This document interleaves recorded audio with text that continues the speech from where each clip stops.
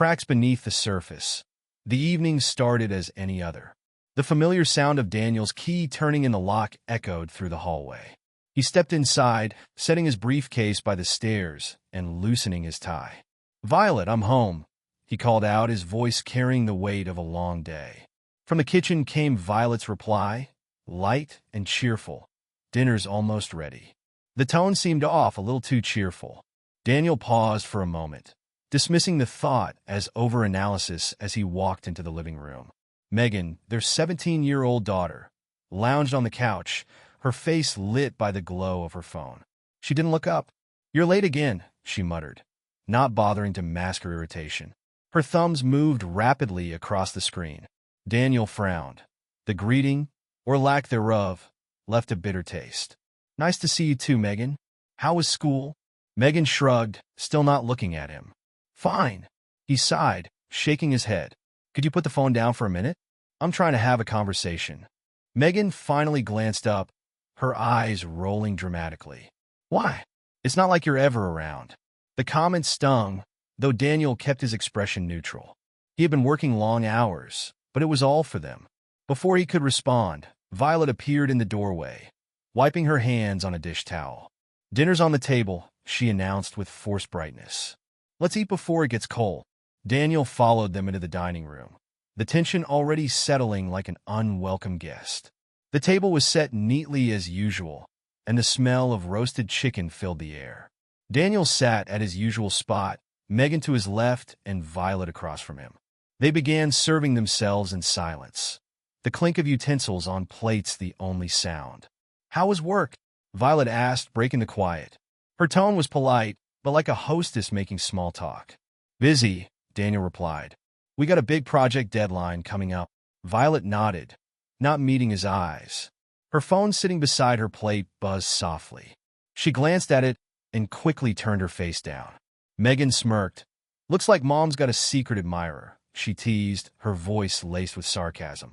Violet's head snapped up. "Megan, that's enough," Daniel said, his fork paused midair. "What does that mean?" he asked, his tone calm but probing. "Nothing," Violet said quickly, flashing a strange smile. "Just Megan being her usual self." Megan shrugged, unbothered. "Whatever." The rest of the meal passed in awkward silence. Daniel's mind churned as he picked at his food. Violet's unusual cheerfulness, her guarded behavior with her phone, and Megan's offhand comment all pointed to something. But he said nothing, deciding to let it go for now. After dinner, Daniel offered to do the dishes, a gesture that usually earned him a smile or a thank you from Violet. Tonight, she simply nodded and disappeared into the living room. Megan followed, her phone in hand. Standing at the sink, Daniel could hear their muted voices and occasional laughter from the next room. He couldn't shake the feeling that something was off. Violet's laughter seemed different, forced, and Megan's voice carried an edge of amusement that felt misplaced. Later that evening, as Daniel climbed the stairs to their bedroom, he passed by Megan's room. The door was ajar, and he caught a glimpse of her sitting cross-legged on her bed, scrolling through her phone. She didn't look up as he passed. Entering the bedroom, he found Violet already in bed, her back turned to him. Her phone was on the nightstand, screen glowing faintly. She seemed engrossed in whatever she was reading. "Long day?" he asked, trying to bridge the growing distance. "Yeah," she replied without turning around. "I'm just really tired." Daniel hesitated, then walked over and kissed her on the cheek. "Good night." "Good night," she murmured, her attention still on her phone as he settled into bed. He couldn't shake the unease that had been building all evening. Something was wrong, and he was determined to find out. The house was eerily quiet when Daniel stirred awake. The clock on the bedside table glowed faintly, reading 2:43 a.m. He instinctively reached for Violet's side of the bed, but his hand met cool sheets. Frowning, he sat up and listened. The faint hum of a voice drifted from downstairs. Slipping out of bed, he padded softly to the door. The faint sound of laughter floated up, muffled but unmistakable. His brow furrowed as he moved toward the staircase, careful to avoid the creaky step. As he reached the bottom, the light from the living room cast a dim glow down the hallway. He paused, the sound of Violet's voice now clearer. "Oh, stop it," she said, her tone playful, almost flirtatious. Daniel's stomach tightened. He crept closer, staying in the shadows. From his vantage point behind the partially open door, he could see Violet sitting on the couch, her laptop perched on her knees. Her face was illuminated by the screen, her expression light and animated in a way he hadn't seen in years. "You're terrible," she giggled, brushing a strand of hair behind her ear. The name Mr. Patterson flashed on the corner of the screen. Daniel's heart sank. "Isn't that Megan's school principal?" he whispered to himself, his mind racing. He watched as Violet leaned closer to the screen, lowering her voice to a conspiratorial tone. He couldn't make out the words, but her body language spoke volumes. The way she smiled, the way her hand lingered on her collarbone, the way she laughed. It was all wrong. This wasn't casual. This wasn't innocent. Daniel's hands clenched into fists at his sides. For a moment, he considered storming in and demanding answers, but something held him back. He needed to be sure. Quietly, he retreated up the stairs, his mind spinning. Back in the bedroom, he sat on the edge of the bed, staring at the wall. His breath came in shallow bursts, his chest tight with a mix of anger and betrayal. He glanced at Violet's side of the bed again, the empty space now feeling like a chasm. The next morning, Violet acted as though nothing had happened. She hummed to herself while making breakfast, offering him a plate of scrambled eggs and toast. "Sleep well?" she asked, her smile bright and casual. "Fine," Daniel replied, forcing an even tone. He studied her face, looking for any sign of guilt or hesitation. She met his gaze briefly before turning back to the stove, completely at ease. Megan entered the kitchen, grumbling about needing to borrow the car. "I have a group project," she said, not bothering to look up from her phone.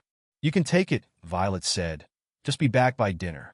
Daniel watched the exchange in silence, his mind still replaying the events of the night before. Over the next few days, Daniel's suspicions grew. Violet's phone buzzed constantly, and she seemed more engrossed in her screen than usual. Whenever he walked into the room, she would quickly lock her phone or close her laptop. Her movements were too deliberate to be casual. One afternoon, while Violet was out running errands, Daniel decided to take action. He retrieved an old USB spy camera he had used for a work project years ago. Carefully, he installed it in the living room bookshelf, angling it to cover the couch and the coffee table where Violet often worked. He also set up a monitoring app on his phone to capture any activity. That night, he stayed up late, pretending to work in his office. Around midnight, he heard Violet's footsteps descending the stairs. He waited a few minutes before opening the monitoring app. The feed from the living room camera showed Violet on the couch, her laptop open. Moments later, the name Mr. Patterson appeared on the screen. Daniel's stomach churned as he watched her laugh and lean into the screen. The gestures, the expressions, the tone of her voice, they all screamed intimacy. He recorded the session, his heart pounding with each passing second. The next day, while Violet was out, Daniel accessed her phone. He had memorized her passcode long ago. Her mother's birthday. What he found confirmed his worst fears. Explicit messages, photos, and plans for a rendezvous filled the chat history with Mr. Patterson. One message read, "Last night was amazing. Can't wait to see you again this weekend." Another said, "Daniel's clueless. He's always working late. We got nothing to worry about." Daniel's vision blurred with rage. He scrolled further, finding hotel reservations, and even a few candid photos of Violet that made his stomach turn. His hand shook as he set the phone down. His breath was ragged when Violet returned later that afternoon. She greeted him with her usual smile. "Hey, how was your day?" she asked, leaning in to kiss his cheek. Daniel pulled away slightly. "Fine," he said, keeping his tone neutral. He didn't trust himself to say more. Violet frowned. "Everything okay? You seem off." "Just tired," he replied. "Work's been crazy." She nodded, seeming satisfied with the explanation. But Daniel's mind was already racing, planning his next move. He knew he couldn't confront her yet, not until he had everything he needed. Over the following weeks, Daniel meticulously gathered evidence. He installed additional cameras and monitored Violet's phone activity. Each new discovery added another layer to the trail, deepening the wound in his chest. One evening, Megan's attitude pushed him to the brink. She had been especially dismissive, mocking him for being boring and too strict. He bit back his anger, realizing she had no idea what was going on, or did she? The thought gnawed at him, but he pushed it aside for now. By the end of the month, Daniel had compiled a mountain of evidence. Videos, screenshots, text logs, everything he needed to confront Violet. She couldn't deny the truth. The weight of the betrayal threatened to crush him, but he refused to let it break him. Instead, he focused on what needed to be done. One night, as he lay in bed beside Violet, he stared at the ceiling, his mind racing. The woman he had built a life with, the mother of his child, had shattered his trust in the most profound way. And yet, as much as it hurt, he felt a strange sense of clarity. He knew what he had to do. Daniel had spent the week preparing meticulously for this moment. Every detail had to be perfect. The living room was clean, the atmosphere deceptively calm, a sharp contrast to the emotional chaos about to erupt. He sat on the couch, his posture rigid, evidence neatly stacked on the coffee table. Violet and Megan entered together, their expressions varying between curiosity and mild irritation. "What's this about?" Violet asked, her tone defensive, eyes darting to the papers in front of him. Megan popped onto the armchair, scrolling on her phone without a care. Daniel's jaw tightened. "Sit down, both of you." Violet frowned but obeyed, sitting on the edge of the couch. Megan sighed loudly and sank deeper into the chair, crossing her arms. "Dad, if this is about me using the car last night, this isn't about the car," Megan began, but Daniel interrupted, his voice cold. He turned his gaze to Violet, his heart pounding, but his resolve firm. "Violet, why don't you tell Megan what you've been up to?" Violet's face twitched, a flicker of panic crossing her features. "What are you talking about?" Without a word, Daniel picked up the stack of printed messages and tossed them onto the coffee table. The paper slid, fanning out like a damning display of betrayal. Violet's eyes widened as she recognized the texts, photos, and emails. "Explain this," Daniel said, his tone icy. Violet reached for the papers with trembling hands, her face paling as she skimmed the damning evidence. "Daniel, it's not what it looks like," she said, her voice quivering. "It's not what it looks like," she repeated. Daniel's voice rose, his anger finally bubbling to the surface. "Those messages are explicit. Violet Ronova hotel bookings, photos, it's all there. Don't insult my intelligence." Violet opened her mouth to respond, but no words came out. Megan, meanwhile, had set her phone down and was watching with a mix of confusion and annoyance. "What's going on?" Megan demanded. Daniel turned his gaze to her, his frustration spilling over. "Did you know about this?" Megan rolled her eyes and crossed her arms. "So, what if Mom needed a little excitement? You're so boring, Dad, always working, always tired. Maybe if you paid more attention to her." Daniel's composure snapped. He slammed his hand on the coffee table, making both Violet and Megan jump. "Boring, Megan," he said. "I have worked tirelessly to give this family everything. The house you live in, the car you drive, the clothes you wear, all of it. And this is how you repay me, by defending her." Violet tried to intervene, but Daniel calmed down. "Let's talk about this," he said, his voice dripping with disbelief.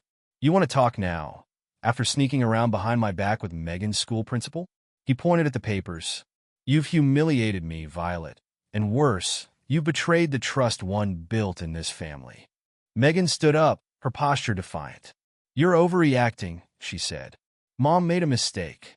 Big deal. You're acting like this is the end of the world." Daniel stared at her, his anger now laced with deep disappointment. "Overreacting? Do you even hear yourself, Megan? This isn't just a mistake. It's a choice, a deliberate, selfish choice. And you stand here defending it." Megan opened her mouth to retort, but Daniel held up a hand to silence her. "You know what? I'm tired of your attitude, Megan. You've been disrespectful, ungrateful, and now this." He turned to Violet. "And as for you, I've got one more thing to address." He stormed out of the living room, heading to his office. Violet and Megan exchanged uneasy glances. The tension in the room was suffocating. Moments later, Daniel returned, a manila envelope in hand. He stood in front of them, holding the envelope out like a judge delivering a verdict. "I didn't want to believe it at first," he began, his voice steady but cold. But after everything, I had to be sure. Violet's face turned ashen. What is that? She asked. DNA results, Daniel said, his words cutting through the air like a blade. He tore open the envelope and pulled out the papers, tossing them onto the table, proof that Megan wasn't even his biological daughter. The room fell silent. Megan stared at the papers, her face a mix of confusion and disbelief. What are you talking about? She asked. You heard me, Daniel said, his voice unwavering. I'm not your father. Megan, your mother's lies go deeper than I ever imagined. Violet's eyes filled with tears. Daniel, please don't you dare, he snapped, his voice like ice. I've spent years raising Megan, loving her, thinking she was my daughter, and all this time you knew. You knew, and you said nothing. Megan's defiance crumbled as she looked at her mother. Is this true? She asked, her voice shaking. Violet reached for her, but Megan recoiled. Megan, I can explain, Violet said. Explain, Daniel interrupted, his voice rising again. There's nothing to explain. The truth is right there in black and white. You lied to me, Violet. You lied to both of us. Megan's eyes filled with tears as she backed away. You knew all along, Mom. How could you? Violet broke down, her hands covering her face. I didn't mean for it to happen this way. I was young. I made mistakes. Mistakes, Daniel repeated, his tone bitter. This wasn't a mistake, Violet. This was a betrayal.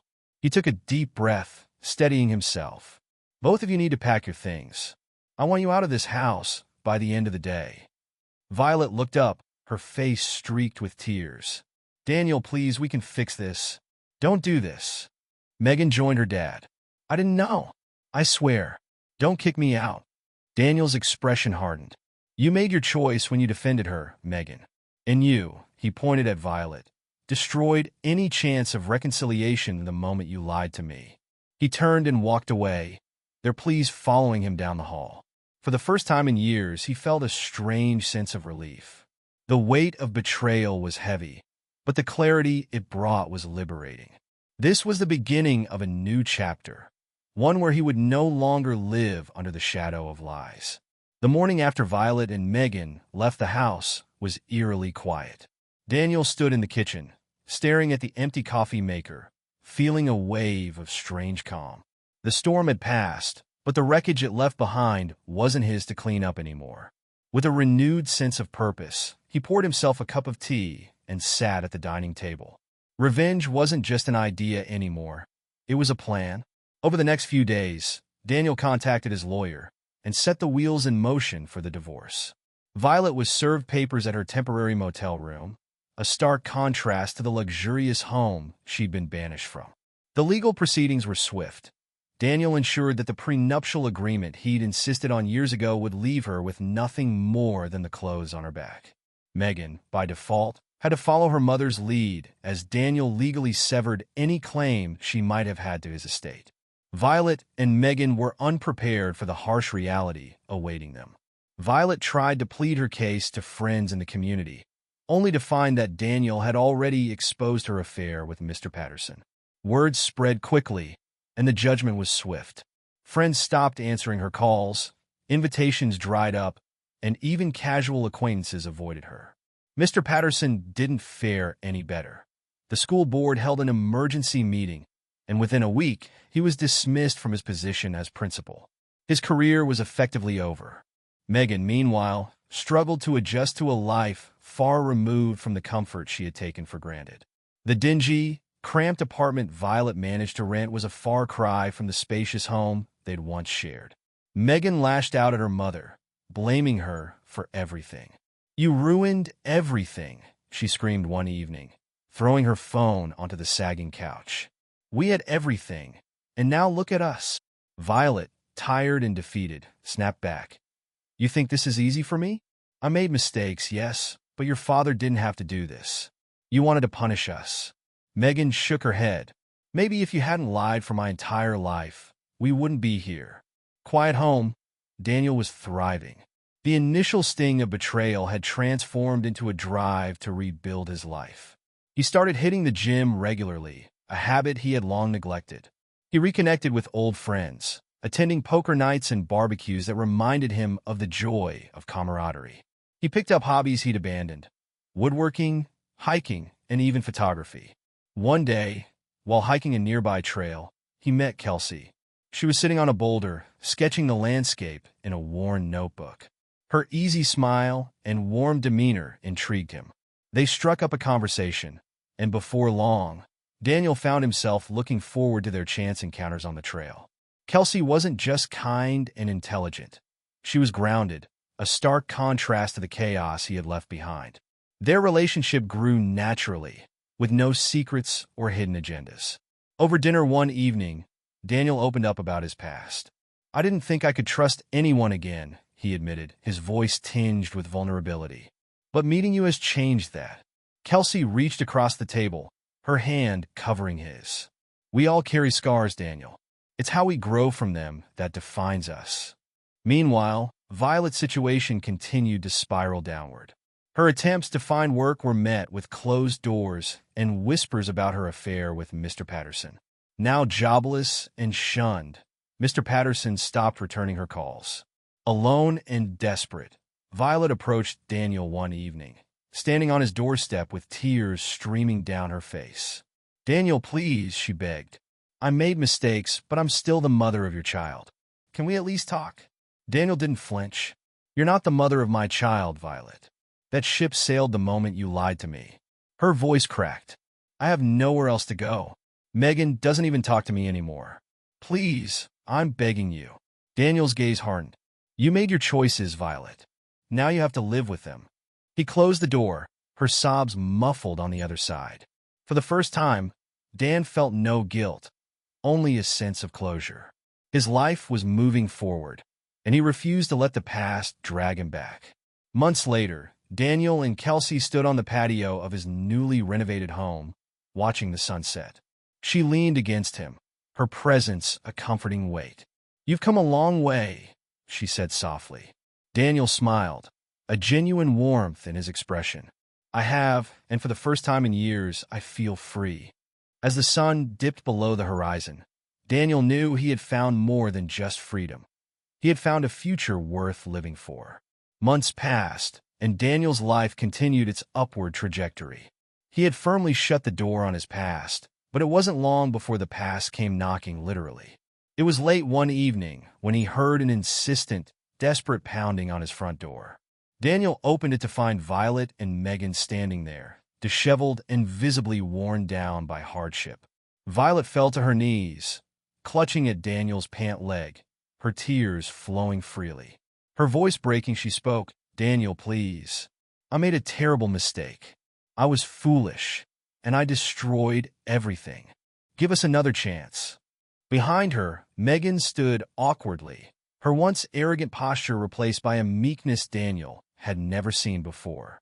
"Dad, I was wrong," she said softly, her voice devoid of the sneering confidence she once wielded like a weapon. "Please don't leave us like this." Daniel stood in the doorway, his expression unreadable. "Do you honestly think it's that easy after everything you've done?" Violet sobbed harder. "I didn't know what I was doing. I was selfish." "I know, but I've paid the price, Daniel." Megan stepped forward hesitantly, her hands clasped tightly in front of her. "I know I was awful to you. I said things I didn't mean. I've been miserable without you, and I just want to come home." Daniel took a slow breath, stepping onto the porch and closing the door behind him. "Home? You want to come back to the life you threw away, the life I built while you disrespected and betrayed me?" Violet clutched at his arm, her voice rising in desperation. "I've learned my lesson, Daniel. I swear I'll be better. Megan will be better. We'll make it work this time." Megan nodded quickly. "Yeah, Dad, we'll do whatever you want. Just don't leave us out here like this." Daniel's gaze moved between them, his eyes cold and unwavering. "Do you remember the day I showed you those messages, Violet?" he asked. "The evidence of your betrayal? Do you remember what you said?" Violet lowered her head, her words barely a whisper. "I said it wasn't what it looked like," she replied. Megan stepped forward, her eyes filled with tears. "I said you were bored," Daniel continued, turning his focus to his daughter. "Bored, that Mom needed excitement." Megan swallowed hard, struggling to maintain her composure. Daniel crossed his arms. And now you want me to believe you've changed, that you suddenly respect me after months of insults and lies? Violet grabbed his hand, her fingers trembling. People can change, Daniel. I've changed. I had to. Life without you, without your support, has been unbearable. Daniel pulled his hand away. Unbearable because you lost the comfort and stability I provided, not because you truly regret your actions. You didn't change, Violet.